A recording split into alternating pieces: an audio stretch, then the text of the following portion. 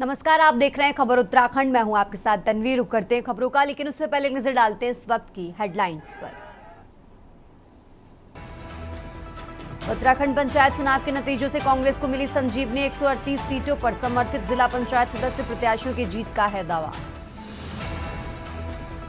हेमकुंड साहिब के कपाट 10 अक्टूबर को होंगे बंद। अब तक करीब 2 लाख से ज्यादा श्रद्धालुओं ने किए दर्शन। देहरादून में आयुष्मान योजना में फर्जीवाड़ा, 2 अस्पतालों की संबद्धता निलंबित। केदारनाथ यात्रा फिर से शुरू, खुला रुद्रप्रयाग गौरीकुंज हाईवे। भूस्खलन होने से बंद हो गया था मार्ग। चमोली में टीएचडीसी की निर्माणाधीन हाइड्रो इलेक्ट्रिक प्रोजेक्ट साइट पर भारी लैंडस्लाइड, 12 मजदूर घायल।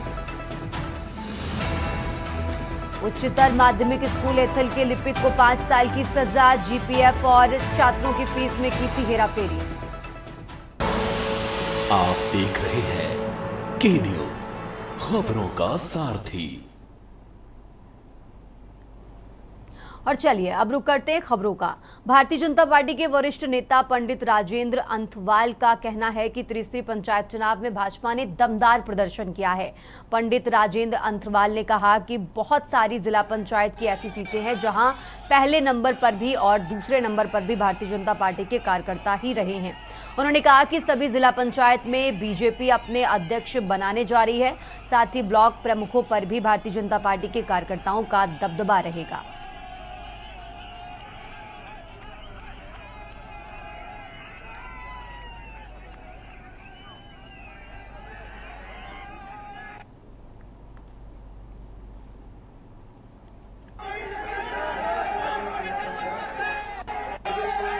कि जो कैंडिडेट है उसकी ऐसी छवि है, उसके पिछले कार्य क्या रहे, और उससे जो उसका जो अपोनेंट जो लड़ रहा है। कई बार हमारे कार्यकर्ता, एक छोटा चुनाव है तो किसी को रोका नहीं जा सकता, कई बार हमारे ही कार्यकर्ता, और ज़्यादातर सीटों पे ऐसा हुआ कि जो कांग्रेस कहीं नहीं थी, दूसरे नंबर पे भी वही आया। तो ये जनता का अपना आकलन है। छोटा और अब खबर देहरादून से है, जहां जिले में कुख्यात भूमाफिया दीपक मित्तल पर धोखाधड़ी का एक और मामला दर्ज किया गया है।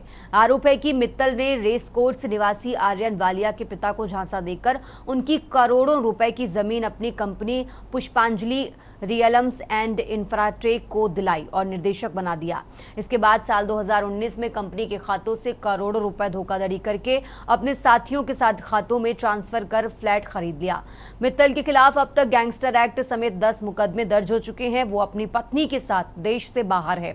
पुलिस ने उसके खिलाफ एलओसी जारी कर दी है और रेड कॉर्नर नोटिस की प्रक्रिया पूरी कर ली गई है। फिलहाल पुलिस और ईडी दोनों एजेंसियां मामले की जांच कर रही हैं।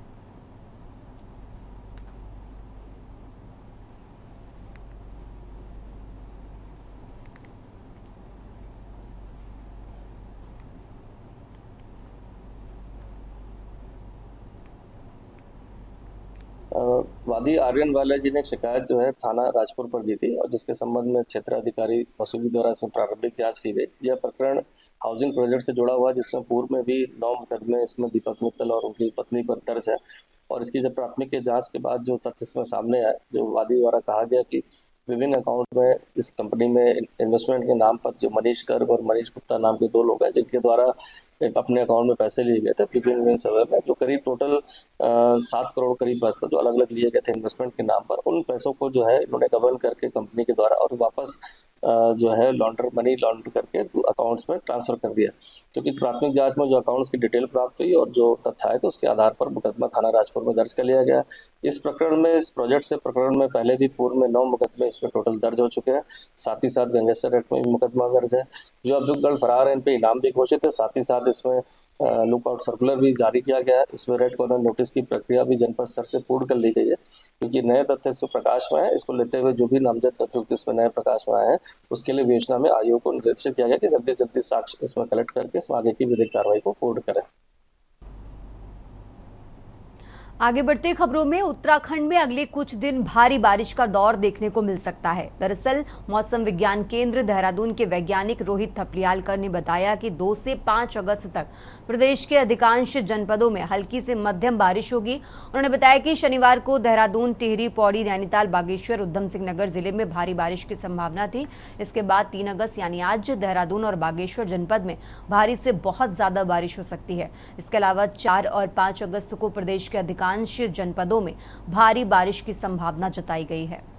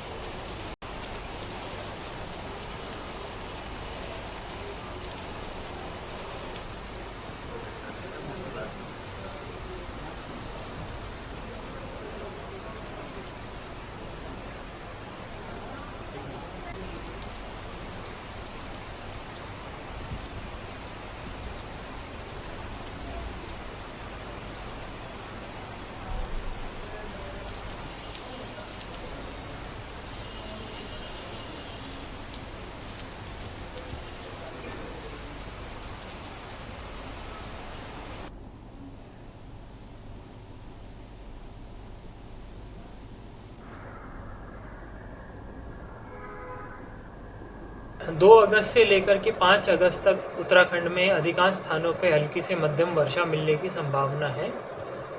और भारी वर्षा की बात करें तो 2 तारीख को उत्तराखंड के देहरादून, टिहरी, पौड़ी, नैनीताल, बागेश्वर या उधम सिंह नगर जनपद है, यहाँ पर कहीं कहीं भारी वर्षा मिल सकती है।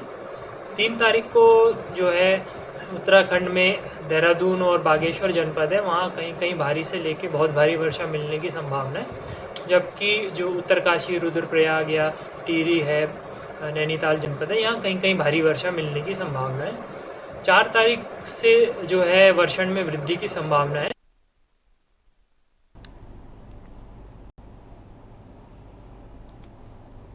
और अब खबर कालाढूंगी से है, जहां देर रात से हो रही बारिश से जनजीवन को प्रभावित कर दिया है। ग्रामीण क्षेत्रों में भारी बारिश के चलते क्षेत्र जलमग्न हो गए हैं। वहीं फसलों को भारी नुकसान हुआ है, तो कहीं पोल्ट्री फार्म भी जलमग्न होने के कारण तबाह हो चुके हैं, जिसके कारण किसानों को आर्थिक रूप से काफ़ी नुकसान उठाना पड़ रहा है। मौसम विभाग ने आगामी 24 घंटे भारी बारिश की चेतावनी जारी की है। वहीं लोगों को सुरक्षित स्थानों में रहने के लिए अलर्ट मोड में रखा गया है। वहीं पोल्ट्री फार्म से अपनी जीवन आजीविका कमा रहे राजू तिवारी को 10 लाख रुपए की आर्थिक नुकसान उठाना पड़ा है।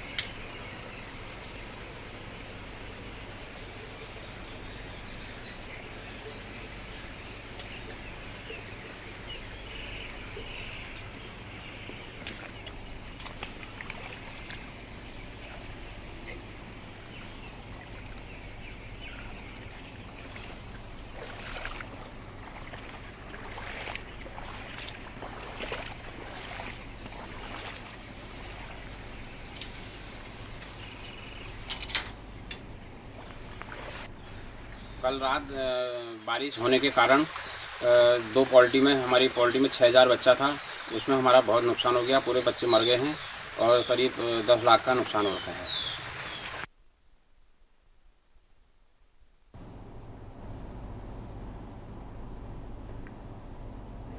आगे बढ़ते हैं खबरों में। देहरादून में श्री हेमकुंड साहिब की पवित्र यात्रा पूरे उत्साह और भक्ति के साथ जारी है। इस साल अब तक 2,28,000 से ज्यादा श्रद्धालु गढ़वाल हिमालय की गोद में बसे इस पवित्र तीर्थ स्थल के दर्शन कर चुके हैं। सिख धर्म के सबसे महत्वपूर्ण तीर्थों में से एक श्री हेमकुंड साहिब अपनी आध्यात्मिकता और प्राकृतिक सौंदर्य के लिए विश्व विख्यात है। इस साल अनुकूल मौसम ने यात्रा को और भी सुगम बनाया। सामान्य वर्षा और सुव्यवस्थित मार्ग प्रबंधन के कारण ऋषिकेश से गोविंद घाट तक का पर्वतीय मार्ग सुरक्षित और निर्बाध बना हुआ है। पहाड़ी क्षेत्रों में होने वाले छोटे मोटे भूस्खलनों को त्वरित कार्रवाई द्वारा शीघ्र हटाया गया, जिससे यात्रियों की सुविधा सुनिश्चित हो चुकी है। हेमकुंड घाटी में इस समय प्रकृति अपने पूरे सौंदर्य में है। दुर्लभ और पवित्र ब्रह्म कमल सहित रंग बिरंगे फूलों की छटा श्रद्धालुओं को एक अलौकिक अनुभव प्रदान कर रही है।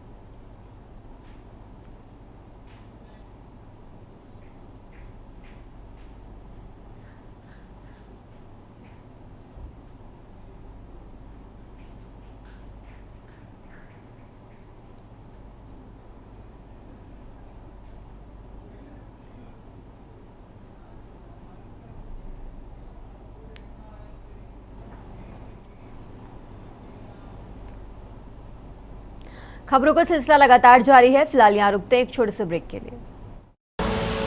आप देख रहे हैं के न्यूज, खबरों का सारथी। ब्रेक से वापस आ चुके हैं, रुक करते हैं खबरों का। बीते कुछ दिनों पहले उत्तराखंड में त्रिस्तरीय पंचायत चुनाव को लेकर उत्सुकताएं तेज थीं। सभी पक्ष विपक्ष अपने दावेदारों की जीत को लेकर प्रयत्नशील थे। वहीं पंचायत चुनाव संपन्न होते ही 31 जुलाई को मतगणना के बाद शासन ने जिला पंचायत के अध्यक्ष पदों पर आरक्षण को निर्धारित कर अंतिम अधिसूचना भी जारी कर दी है। साथ ही 6 जिलों के पंचायत की डोर महिलाएं संभालेंगी, यानी कि अध्यक्ष के 5 पद सामान्य महिला व 1 पद अनुसूचित जाति महिला के लिए आरक्षित किया गया है। सामान्य रूप से कहें तो 4 पद अनारक्षित, 1 पद अनुसूचित जाति व 1 पद अन्य पिछड़े वर्ग के लिए आरक्षित किए गए हैं।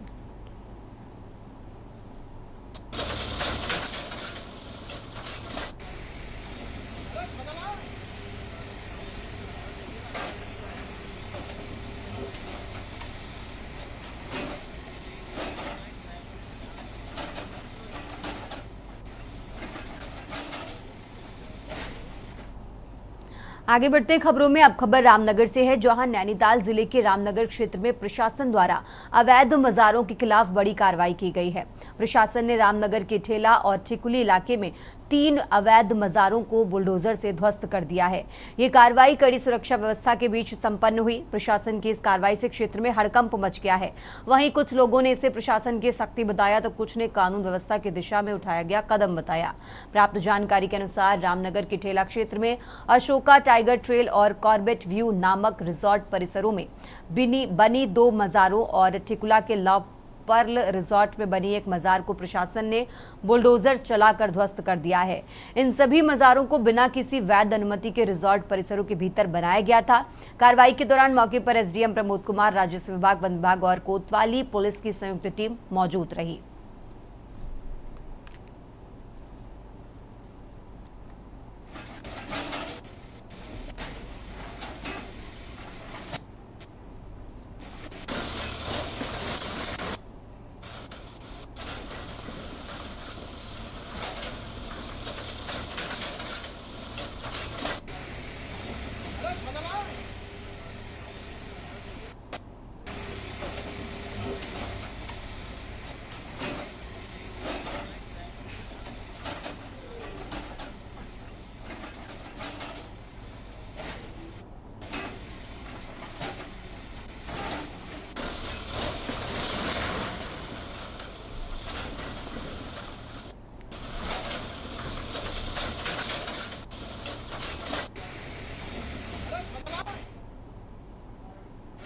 और 3 अवैध मज़ारें थी, जिसमें 2 ढेला में थी, एक रिजॉर्ट के अंदर थी तथा एक ठिकुली में एक रिजॉर्ट था उसके अंदर पर थी। और उसके जो मालिक थे उनकी तरफ से सहयोग चाहा गया इसको हटाने के संबंध में। तो आज प्रशासनिक टीम ने उनको सहयोग प्रदान करते हुए उस मज़ारों को हटा दिया गया वहाँ पर से। और सब पूरी व्यवस्था शांतिपूर्ण तरीके से हुई है। 2 अवैध मज़ारें ढेला से थी और एक अवैध मज़ार जो ठिकुली से थी।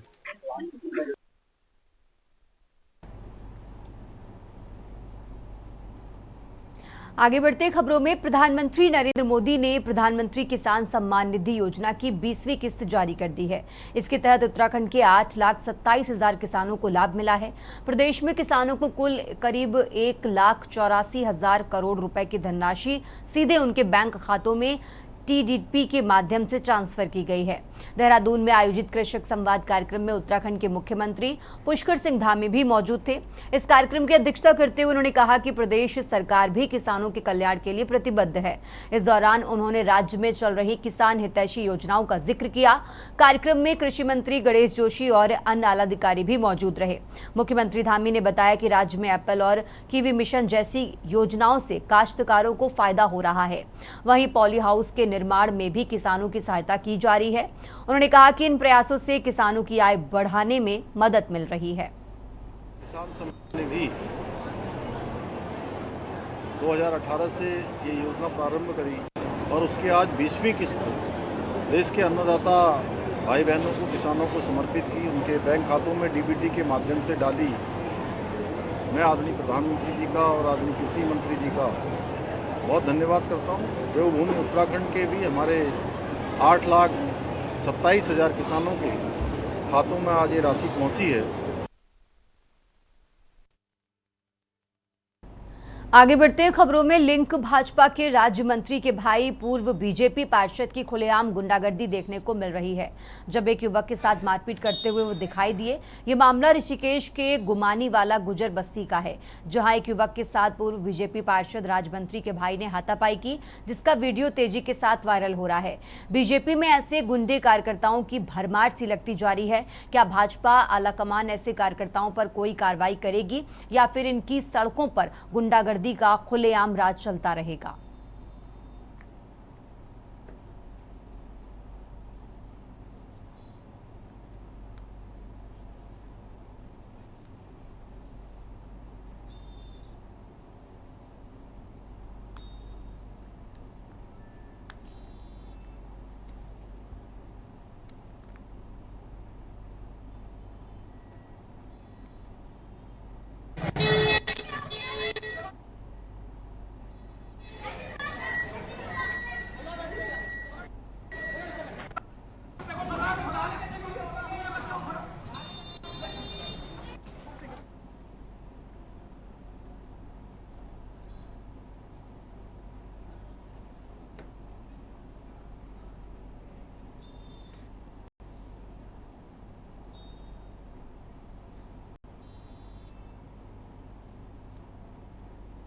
और चलिए अब आपको सीधा ले चलते हैं लखनऊ, जहां दूर संचार विभाग में चयनित अभ्यर्थियों को नियुक्ति पत्र देने सीएम योगी पहुंचे हैं। तस्वीरें आपको दिखाते हैं।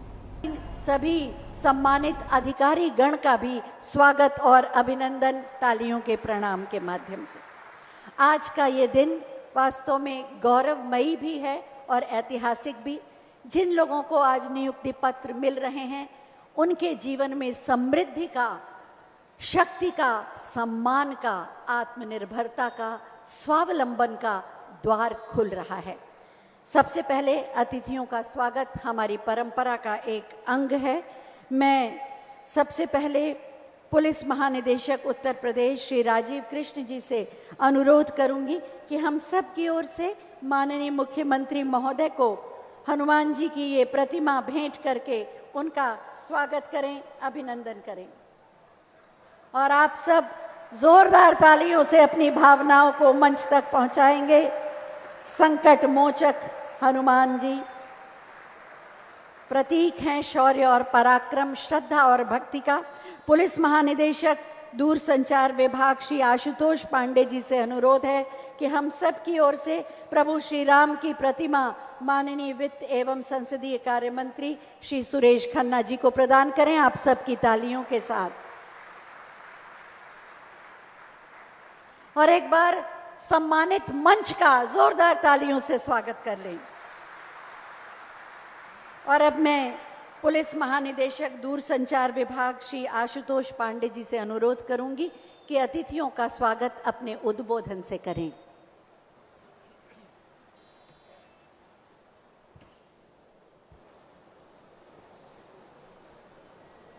माननीय मुख्यमंत्री उत्तर प्रदेश श्री योगी आदित्यनाथ जी, माननीय वित्त एवं संसदीय कार्य मंत्री उत्तर प्रदेश श्री सुरेश खन्ना जी, पुलिस महानिदेशक उत्तर प्रदेश श्री राजीव कृष्ण जी, प्रमुख सचिव गृह श्री संजय प्रसाद जी, उत्तर प्रदेश शासन एवं पुलिस विभाग के समस्त अधिकारीगण। तो फिलहाल इस बुलेटिन में बस इतना ही। आप देखते रहिए के न्यूज इंडिया। आप देख रहे हैं के न्यूज, खबरों का सारथी।